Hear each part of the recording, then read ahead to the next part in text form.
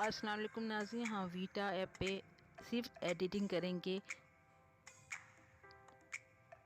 Plus के निशान पर जाएंगे,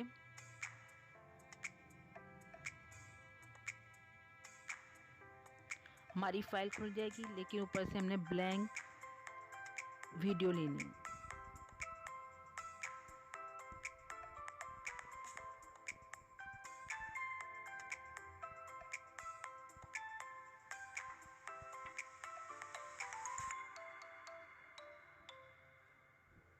मेन स्क्रीन पर आके हमें टी पे टेक्स्ट पे क्लिक करना है।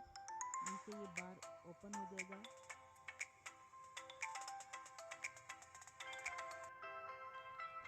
एडिट पे क्लिक करेंगे। ऊपर ये सारे टाइटल, लेबल और कैप्शन के फॉन्ट के ऑप्शन आ जाएंगे। बारी बारी हमने इसके ऊपर प्रैक्टिस करनी है। ये टाइटल के, लेबल के फॉन्ट,